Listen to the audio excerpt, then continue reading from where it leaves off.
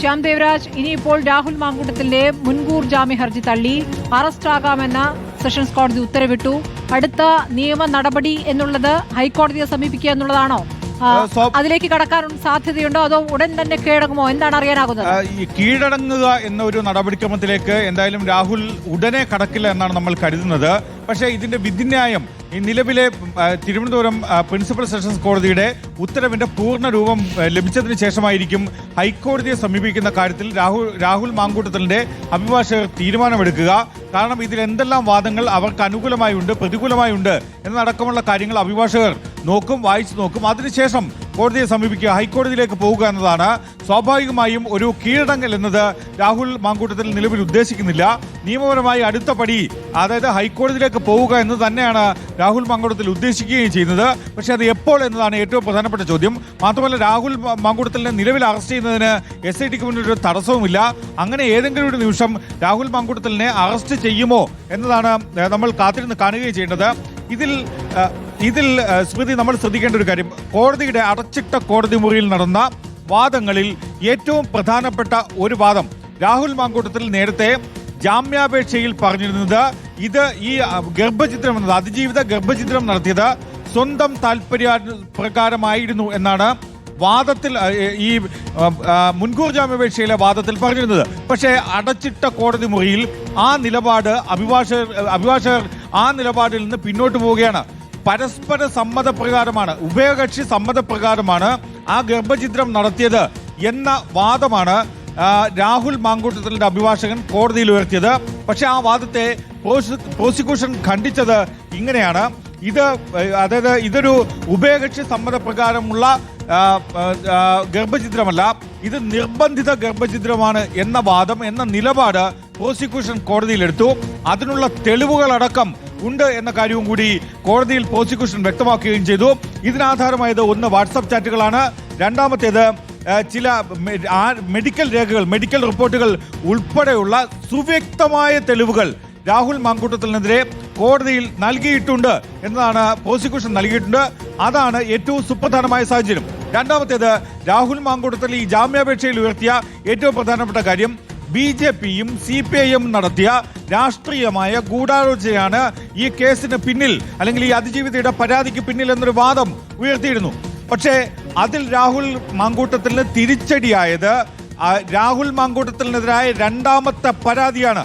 ആ രണ്ടാമത്തെ പരാതി KPCC പ്രസിഡന്റിന് ലഭിക്കുകയും KPCC അധ്യക്ഷൻ അത് സംസ്ഥാന പോലീസ് മേധാവിക്ക് DGPക്ക് ഫോർവേഡ് ചെയ്യുകയും ചെയ്തു, ഇമെയിൽ മുഖാന്തരം.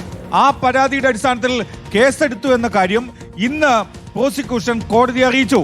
അതായത് രാഷ്ട്രീയ പ്രേരണ മൂലമാണ്, CPIഎമ്മിന്റെയും BJPയുടെയും രാഷ്ട്രീയ പ്രേരണ മൂലമാണ് ആദ്യത്തെ അതിജീവിത പരാതിയുമായി വന്നതെങ്കിൽ രണ്ടാമത്തെ പരാതി എങ്ങനെ വന്നു എന്നതാണ് ചോദ്യം.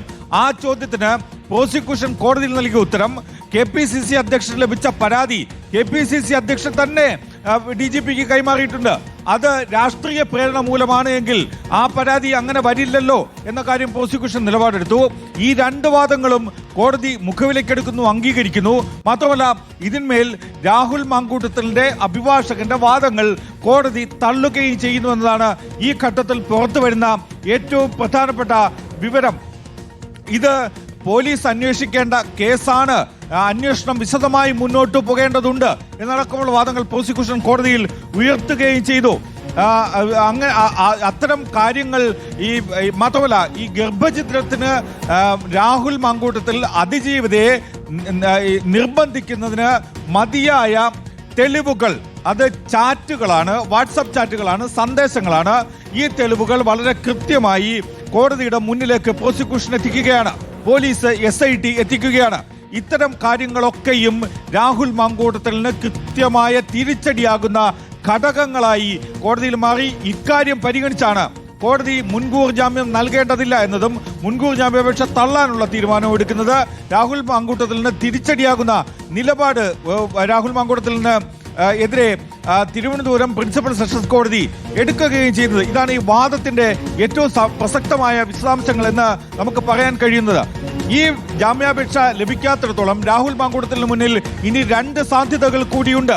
അതിലൊന്ന് ഹൈക്കോടതിയെ സമീപിക്കുക, അപ്പീലുമായി ഹൈക്കോടതിയെ സമീപിക്കുക. ഹൈക്കോടതിയും മുൻകൂർ ജാമ്യം തള്ളിയാൽ സുപ്രീം കോടതിയെ സമീപിക്കുക. സ്വാഭാവികമായും ഹൈക്കോടതിയിൽ മുൻകൂർ ജാമ്യം തേടും എന്നത് രാഹുൽ മാങ്കൂട്ടത്തിൽ ഉറപ്പാണ്. ഏതെങ്കിലും ഒരു ഘട്ടത്തിൽ, അതായത് സെഷൻസ് കോടതി ജാമ്യാപേക്ഷ തള്ളി എന്നതുകൊണ്ട് മാത്രം രാഹുൽ മാങ്കൂട്ടത്തിന്റെ ഒരു നിയമസാധ്യത അല്ലെങ്കിൽ അത്തരം കാര്യങ്ങൾ അയാൾ അവസാനിപ്പിക്കുന്നില്ല, അല്ലെങ്കിൽ നിയമത്തിന് മുന്നിൽ കീഴടങ്ങുന്നില്ല. കൂടുതൽ മുൻകൂർ ജാമ്യം തേടി ഹൈക്കോടതിയെ സമീപിക്കും എന്ന കാര്യം ഉറപ്പാണ്. പക്ഷെ അത് എപ്പോൾ എന്നതാണ് ഏറ്റവും പ്രധാനം. കാരണം ഇന്ന് മുൻകൂർ ജാമ്യാപേക്ഷ ഹൈക്കോടതിയിലേക്ക് ഇന്നിനി നൽകിയാലും നാളെ അത് പരിഗണിക്കപ്പെടുക എന്ന് പറയുന്നത് അത്ര പെട്ടെന്ന് സാധിക്കുന്ന ഒരു കാര്യമല്ല. ഇന്ന് തന്നെ മുൻകൂർ ജാമ്യാപേക്ഷ നൽകുകയും നാളെ അത് കോടതിയിൽ അവതരിപ്പിക്കാനുള്ള മുൻകൂർ അനുമതി രജിസ്ട്രിയിൽ നിന്ന് വാങ്ങുകയും വേണം. അങ്ങനെ ഒരു അനുമതി ലഭിച്ചാൽ മാത്രമാണ് നാളെ ഉച്ചയ്ക്ക് 1:45 ഇത് ഈ മുൻകൂർ ജാമ്യാപേക്ഷ കോടതിയിൽ ഉന്നയിക്കാൻ കഴിയുക. അങ്ങനെ അത്തരമൊരു മുൻകൂർ ജാമ്യാപേക്ഷയിലേക്ക് പോകുമോ എന്നതാണ് ഹൈക്കോടതിയെ സമീപിക്കുമ്പോഴും രാഹുൽ മാങ്കൂട്ടത്തിലിനെ സംബന്ധിച്ച്, അഭിഭാഷകരെ സംബന്ധിച്ച് ഇതിന്റെ പകർപ്പ് ലഭിക്കുക എന്നത് ഒരു പ്രധാനപ്പെട്ട കാര്യവുമാണ്.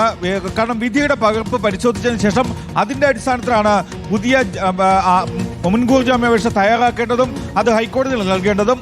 അത് ഇന്ന് നൽകുമോ നാളെ നൽകുമോ എന്നതാണ്. പക്ഷെ രാഹുൽ മാങ്കൂട്ടത്തിന്റെ അഭിഭാഷകർ തീരുമാനിച്ചിരിക്കുന്നത് രാഹുൽ മാങ്കൂട്ടം ഇവിടുന്ന് തള്ളിയാൽ സ്വാഭാവികമായും ഹൈക്കോടതിയെ സമീപിക്കുക എന്ന് തന്നെയാണ്.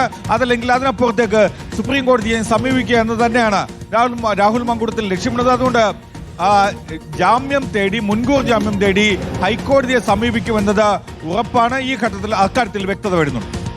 ശരി, രാഹുൽ മാങ്കൂട്ടത്തിന് മുന്നിലുള്ള നിയമവഴികൾ എന്ത് എന്നുള്ളത് വിശദീകരിക്കുകയായിരുന്നു ശ്യാം ദേവരാജ്.